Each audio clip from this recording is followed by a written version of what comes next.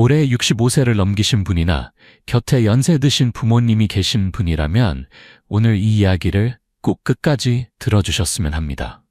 조금은 가슴 아프지만 우리 모두 언젠가 직접 겪게 될지도 모를 이야기입니다. 오늘은 한 75세의 어르신의 경험담을 들려드리려 합니다. 이분은 중풍도 아니고 치매도 아닙니다. 다만 세월 앞에서 몸이 조금씩 약해졌고 결국에는 남의 손을 빌려야만 했던 삶의 변화를 겪게 되었습니다. 처음엔 가족과 함께 살았지만 시간이 흐를수록 마음 한편에 쓸쓸함과 서운함이 쌓여갔습니다. 또 다른 방법도 시도해 보았지만 결국 어르신은 조용히 이렇게 말씀하셨습니다. 차라리 혼자 사는 게 낫지. 다시는 그 새 길을 걷고 싶지 않다. 이 말씀이 결코 남의 이야기가 아님을 아마 이야기를 들으시면서 점점 느끼시게 될 겁니다. 오늘 함께 나눌 이 소중한 삶의 교훈이 여러분께도 따뜻한 위로와 작은 길잡이가 되길 바랍니다. 이야기가 마음에 와 닿으셨다면 저희 채널 삶의 교훈을 구독해 주시고 앞으로도 함께 인생의 지혜를 나눠가셨으면 좋겠습니다. 그럼 조용히 마음을 열고 이 어르신의 삶을 함께 따라가 보겠습니다. 1. 아들의 집에서 살게 된 이야기. 젊었을 땐 늘 이렇게 생각했지요. 나이 들면 자식들과 함께 살면 든든하고 외롭지 않겠지.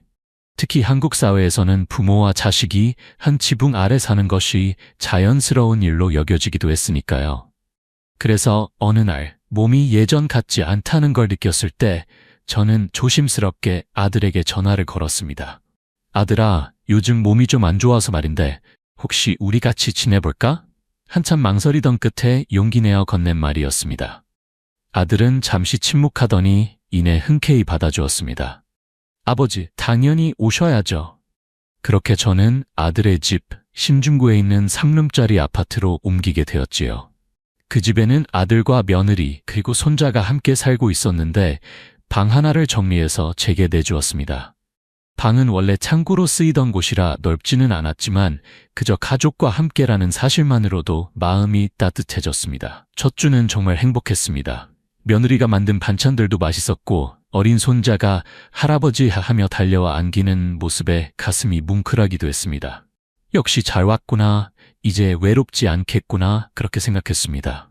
그런데 사람 마음이라는 게 참 묘합니다. 시간이 흐를수록 미세한 균열이 느껴지기 시작했습니다. 둘째 주쯤 되었을까요? 저녁 식사 자리에서 생선구이를 하나 더 집으려던 순간 며느리가 미소 지으며 이렇게 말했습니다. 아버님, 이 생선은 손자 머리 좋아지라고 특별히 준비한 거예요. 다른 걸 드세요. 겉으로는 정중했지만 그 말 한마디에 제 손이 허공에서 멈추고 얼굴이 붉게 달아올랐습니다. 아, 나는 이제 우선순위가 아니구나 라는 생각이 스치고 지나갔지요. 그뿐만이 아니었습니다. 하루는 손자의 휴대폰 충전기를 잘못 뽑았다가 손자가 짜증 섞인 목소리로 할아버지, 아무거나 뽑으면 고장 나잖아요 라고 말하는 겁니다. 물론 아이니까 이해하려 했지요. 하지만 나도 모르게 가슴 한편이 서늘해졌습니다. 이런 일들이 하나둘 쌓이니 마음속에 짙은 그림자가 드리워지기 시작했습니다. 마치 깊은 바닷속에 잠수해 있을 때 기가 꽉 막히는 것처럼 주변의 공기가 점점 무겁게 느껴졌습니다. 어떤 행동을 할 때마다 혹시 내가 불편을 끼치진 않을까? 괜히 민폐가 되는 건 아닐까 하는 불안이 점점 커졌습니다. 그러던 어느 날 거실에서 TV를 보고 있는데 며느리가 조심스럽게 다가와 말했습니다. 아버님, 혹시 TV 볼륨을 조금 줄여주실 수 있을까요? 손자가 내일 중요한 시험이 있어서요. 그 말이 틀린 건 아니었습니다. 하지만 그 순간 저는 깨달았습니다. 이곳은 더 이상 제 집이 아니라는 것을요. 이 집 안에는 이미 자리 잡은 생활 리듬이 있고 저는 그 리듬에 끼어들 수 없는 외부인이 되어버린 거지요. 그날 밤 침대에 누워 한참을 뒤척이며 생각했습니다. 나는 이 집에, 이 가족에게 짐이 되어가는구나. 물론 아들과 며느리가 나쁜 사람이라는 뜻은 아닙니다.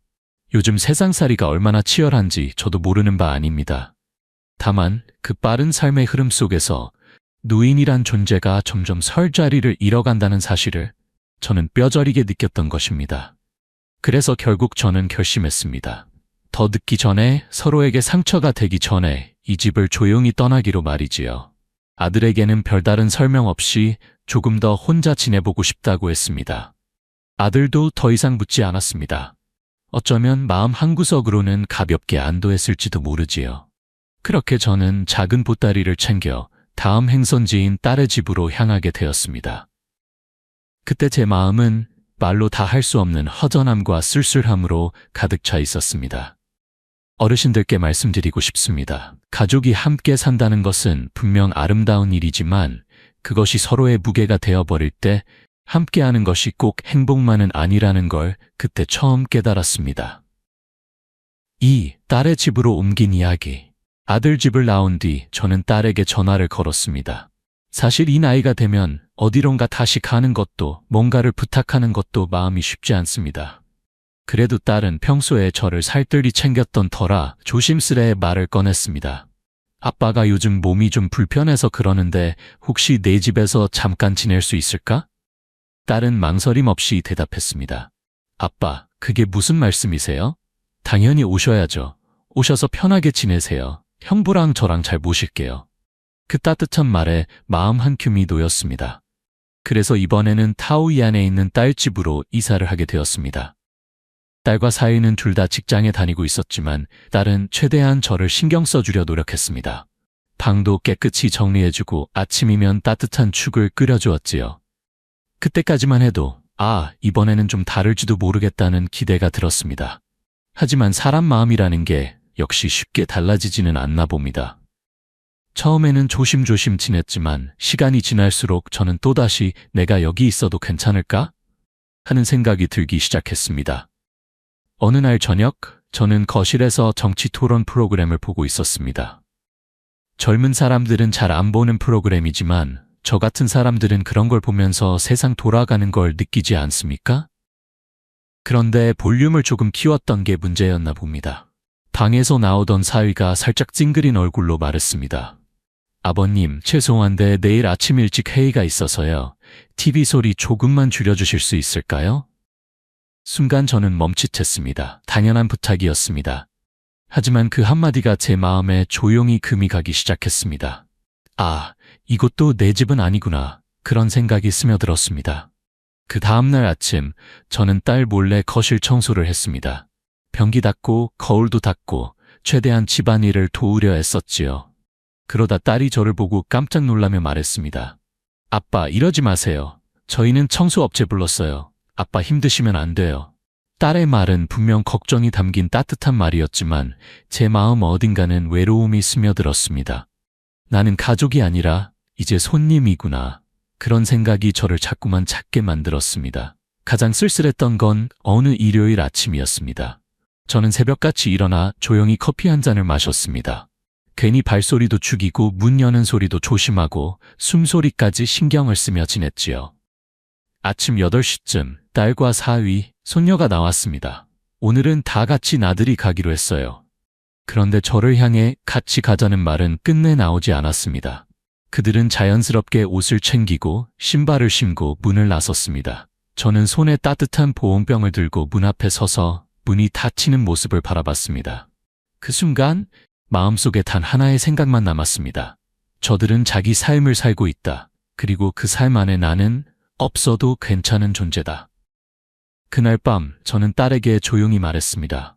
나 따로 살아볼까 한다. 딸은 당황하며 말했습니다. 아빠, 그런 거 아니에요. 그냥 요즘 우리가 좀 바빠서. 딸은 눈치를 살폈지만 저는 고개를 끄덕이며 웃었습니다. 알아. 바쁘지 않은 사람이 어디 있겠니? 그날 밤 짐을 싸서 조용히 집을 나왔습니다. 택시를 타고 집으로 돌아오는 길, 창밖에는 굵은 빗줄기가 쏟아지고 있었고 차 안은 숨막힐 듯 고요했습니다. 그 조용한 어둠 속에서 저는 혼잣말처럼 중얼거렸습니다. 자식들은 잘못이 없다. 다만 이제 나는 그들의 일상에 자연스럽게 녹아들 수 없는 존재가 되어버렸구나. 3. 외국인 간병인을 고용했던 이야기. 딴네 집을 나온 뒤 저는 다시 혼자 살기로 했습니다. 처음엔 그래, 이왕 혼자 된 거 좀 부지런히 움직이고 스스로 챙기며 살아보자고 마음먹었습니다. 하지만 몸이 예전 같지가 않더군요. 하루 3번 밥을 짓고 설거지하고 청소하고 빨래하는 일이 이렇게 벅찰 줄은 정말 몰랐습니다. 어느 날 인스턴트 라면 하나 끓여 먹으려다 어지럼증이 심하게 와서 주저앉고 말았습니다. 또 화장실 바닥에서 미끄러져서 한참이나 일어나지 못한 날도 있었지요. 그제야 깨달았습니다. 이대로는 위험하겠다. 누군가의 도움이 필요하다. 그래서 마을복지관에 전화를 걸어 상담을 받았고 장기요양 서비스를 통해 외국인 간병인을 신청하게 되었습니다. 본인 부담금이 좀 들긴 했지만 안전이 먼저니 망설일 이유가 없었지요. 며칠 뒤 인도네시아 출신의 젊은 여성 간병인이 찾아왔습니다. 30쯤 되어 보였고 한국말도 어느 정도 할 줄 알았습니다. 처음엔 아주 성실했습니다. 첫째, 아침부터 삼시세끼 따끈따끈한 밥상을 차려주었고, 둘째, 청소며 빨래며 빈틈없이 해주었고, 셋째, 약 먹는 시간도 꼬박꼬박 챙겨주었습니다. 한 번은 인도네시아식 커리치킨을 만들어 주었는데 땀이 줄줄 흐를 만큼 매웠지만 맛이 참 좋았어요. 그날은 오랜만에 식욕이 도내하며 웃기도 했습니다. 그때까지만 해도 저는 생각했습니다. 그래, 사람은 믿어야 사는 거야. 앞으로 외롭지 않겠다. 하지만 세상 일이 어디 늘 기대만큼 흘러가던가요. 3개월쯤 지나자 간병인의 태도가 조금씩 변하기 시작했습니다. 아침엔 9시가 넘어야 겨우 일어나고 아침 식사는 라면이나 식빵 한쪽으로 때우기 일쑤였고 청소도 대충대충 하다 보니 욕실 바닥에 머리카락이 수북했습니다. 한 번은 그 머리카락 때문에 또 미끄러질 뻔했습니다. 그래, 사람도 피곤할 때가 있겠지. 처음엔 이렇게 이해하려 했습니다. 하지만 정말 가슴 아팠던 건 따로 있었습니다. 바로 장 보러 나간 간병인이 돌아올 때마다 장본 비용이 이상하게 부풀어 있던 것입니다. 물가가 올랐다고 말은 했지만 내가 직접 시장에 가서 본 가격과는 너무 차이가 났습니다. 처음엔 모르는 척 넘어갔지만 마음 한구석에 찜찜함이 남았습니다. 그래서 몰래 적어둔 영수증과 가격표를 인터넷으로 확인해 보았고 딸에게도 슬쩍 보여주었습니다. 딸은 한눈에 알아차리고 말했습니다. 아빠, 아무래도 조심하셔야겠어요. 은근슬쩍 아빠 카드도 손댈 수 있어요. 그날 밤 저는 지갑 속 은행카드를 꺼내들고 한참을 들여다봤습니다. 참 서글픈 심정이었지요. 이제는 믿을 수 없는 세상에 사는구나. 그리고 나 자신을 지킬 힘도 예전만 못하구나. 결국 저는 결단을 내렸습니다. 조용히 기관에 연락해 간병인 해지 절차를 밟았습니다. 간병인은 고개를 숙이며 할아버지 죄송합니다라고 말했지만 저는 아무 말도 하지 않았습니다. 문이 닫히는 소리를 듣고 텅 빈 집안에 남겨진 저는 텅 빈 채소 바구니를 바라보며 생각했습니다. 간병인을 부를 돈은 있어도 이제는 사람을 믿을 용기가 없다. 그날 이후 집은 더 조용해졌습니다. 한 끼를 직접 차려 먹는 것도 숨이 차고 바닥 청소 한 번 하는 것도 허리가 끊어질 것 같았습니다. 쓰레기는 며칠씩 쌓였고 세탁기는 돌아가는 날보다 멈춰있는 날이 더 많았습니다. 그제야 저는 정말 절감했습니다. 혼자 산다는 건 마음만으로 되는 일이 아니구나. 그래서 다시 마음을 다잡았습니다. 이번에는 진짜 결심해야겠다. 나를 위한 새로운 선택을 해야 한다. 그 선택이 무엇이었는지는 바로 다음 이야기에서 이어서 말씀드리겠습니다. 4. 요양원에 들어갔던 이야기. 간병인을 보내고 난 뒤 집안은 그야말로 정적에 잠겼습니다. 냉장고 문을 열어보면 텅 비어 있었고 싱크대에는 씻지 않은 그릇이 쌓여 있었습니다. 바닥엔 먼지가 내려앉고 쓰레기통은 비워낼 힘조차 없어 차곡차곡 쌓여갔지요. 이따금씩 식사를 하다가도 어지러워 자리에서 벌떡 일어나야 했고 설거지하다 미끄러질까 조심조심 손끝에 힘을 주며 살았습니다. 그렇게 며칠을 보내다 보니 뼛속 깊이 느껴졌습니다. 혼자 사는 게 외롭다는 문제가 아니라 혼자 사는 게 위험하다는 걸요. 그래서 저는 결심했습니다. 그래, 요양원에 가자. 더 이상 아이들에게 부담 줄 순 없다. 친구들에게 이 얘기를 했더니 다들 말렸습니다. 형님, 요양원은 병원 같대요. 살기 힘들다던데? 아직 정정하신데 너무 이른 거 아냐? 하지만 제 생각은 달랐습니다. 어디든 간에 지금처럼 쓰러져 아무도 모르는 것보다는 낫다. 그래서 저는 지역 요양시설 몇 군데를 알아보고 결국 신광에 있는 중형 규모의 요양원으로 입소를 결정했습니다. 월 이용료는 식사, 청소, 기본 간병 포함해서 약 1,300대만 달러. 결코 적은 돈은 아니었지만 생명과 안전을 생각하면 값비싼 것도 아니었습니다. 딸이 짐을 챙겨 함께 가줬습니다. 짐이라고 해봐야 옷 몇 벌, 약통, 그리고 아내와 함께 찍은 오래된 사진 한 장뿐이었지요. 입소 첫날 딸이 제게 말했습니다. 아빠, 혹시 불편하신 거 있으면 꼭 말씀하세요. 절대 혼자 참지 마세요. 저는 웃으며 답했습니다. 걱정 말아라. 아빠도 나름 전략적으로 잘 지낼 테니. 처음에는 그 말 그대로였습니다. 요양원 생활 생각보다 깔끔하고 체계적이었습니다. 방은 3인실이었고 가운데 얇은 커튼 하나로 서로 공간을 나누고 있었습니다. 식사는 하루 3끼 나왔고 아침마다 혈압을 재고 운동 프로그램도 진행됐습니다. 하지만 밤이 되면서부터 문제는 시작되었습니다. 제 옆자리 어르신은 90이 넘은 분이었는데 밤새 코를 고는 소리가 마치 기차가 터널을 통과하는 소리 같았습니다. 가끔 잠결에 시아야 도망가 하며 큰 소리로 외치기도 했습니다. 또 다른 한쪽 어르신은 이를 심하게 갈아서 이를 갈 때마다 뼈를 깎는 듯한 소리가 귀를 파고들었습니다. 이런 소리에 시달리다 보니 밤새 뒤척이고 제대로 잠을 이루지 못했습니다. 겨우 아침이 오면 6시가 되자마자 모든 조명이 켜지고 줄을 서서 혈압을 재야 했습니다. 아침 식사는 맛도 없는 죽 한 그릇, 마른 두부 반찬 한 조각뿐. 입맛도 마음도 점점 메말라갔습니다. 낮에는 운동 시간이 컴펄서리였습니다. 참여하지 않으면 결석으로 체크가 됐고 다 함께 큰 음악 소리에 맞춰 억지로 춤을 추거나 체조를 해야 했습니다. 한쪽 구석에 앉아 다른 어르신들이 억지로 웃으며 운동하는 모습을 보며 저는 깊은 외로움을 느꼈습니다. 이건 함께 사는 것도 진짜 돌봄도 아니구나.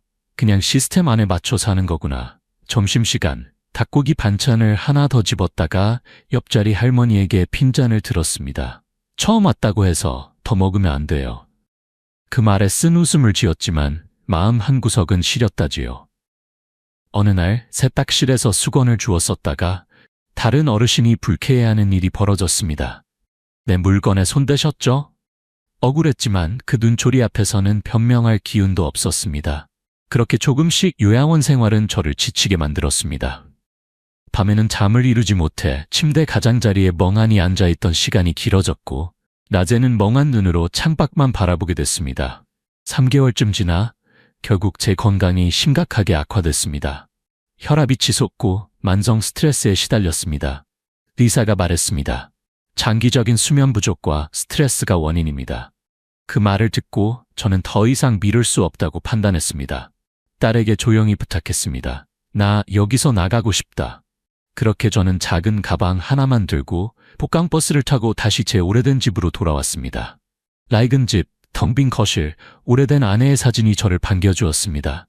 그 앞에 서서 혼자 조용히 속삭였습니다. 나 돌아왔어. 당신도 나 여기 있는 게 더 좋겠지? 스스로 살아가기로 결심한 이야기. 요양원에서 돌아온 날, 저는 한참 동안 집안 구석구석을 둘러보았습니다. 군데군데 벗겨진 벽지, 먼지가 쌓인 창틀, 세월의 흔적이 고스란히 남아있는 곳이었지요. 그런데 이상하게도 요양원에서 느꼈던 답답함이나 외로움은 이 집에서는 느껴지지 않았습니다. 비록 낡고 조용하지만 여기에는 내 시간, 내 공간이 살아있었으니까요. 그날 밤 불도 켜지 않고 거실 소파에 앉아 있었습니다. 창밖에서 희미하게 들어오는 가로등 불빛 아래 아내의 사진이 은은히 빛났습니다. 저는 아내에게 조용히 속삭였습니다. 여기가 제일 편해. 당신도 그렇게 생각하지? 그때 결심했습니다. 이제부터는 남의 리듬에 맞추지 않고 내 삶의 박자를 다시 찾아야겠다. 아들과 딸에게 배를 끼치지도 않고 남의 눈치를 보며 살지도 않고 내가 주인이 되는 노후를 살아야겠다고 말이지요. 우선 집을 정리하기로 했습니다. 이 큰 집은 이제 저 혼자 관리하기엔 너무 버거웠습니다. 오래된 단독주택을 팔고 딸이 사는 곳 근처의 작은 아파트를 알아보기 시작했습니다. 다행히 좋은 인연을 만나 적당한 가격에 집을 팔 수 있었고 그 돈으로 딸 집에서 가까운 곳에 엘리베이터가 있는 아담한 이빨평 아파트를 장만했습니다. 시장, 약국, 병원이 모두 도보로 갈 수 있는 거리였습니다.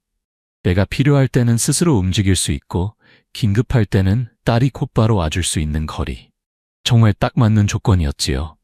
이사를 준비하면서 아들과 딸에게 남은 돈 일부를 나누어 주었습니다. 너희 공부시키고 집 사라고 도와줄 때는 한치 망설임도 없었잖니.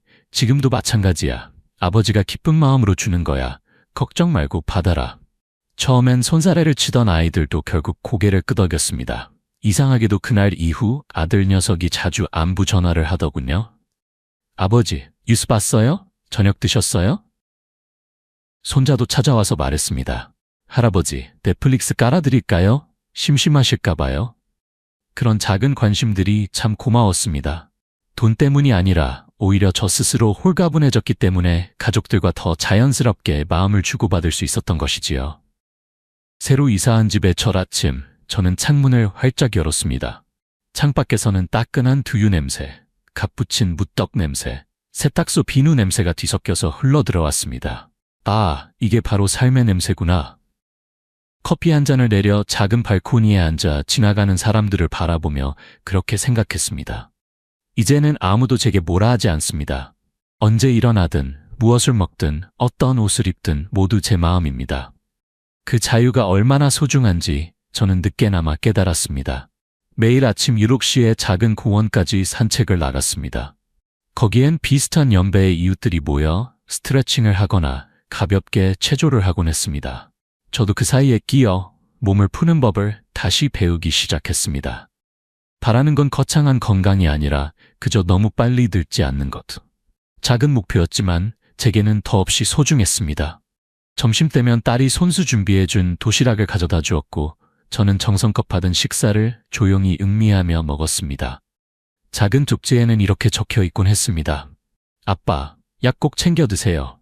저는 매달 딸에게 생활비를 드렸습니다. 부담 갖지 말아라. 이건 내가 사는 거에 대한 정당한 비용이다. 딸은 웃으며 고개를 끄덕였습니다. 아빠는 정말 까다로운 고객이야. 가끔은 손자가 찾아와 핸드폰을 점검해주고 사진을 클라우드에 저장하는 법을 가르쳐주기도 했습니다. 그럴 때마다 저는 느꼈습니다. 혼자 산다는 건 결코 외로운 게 아니다.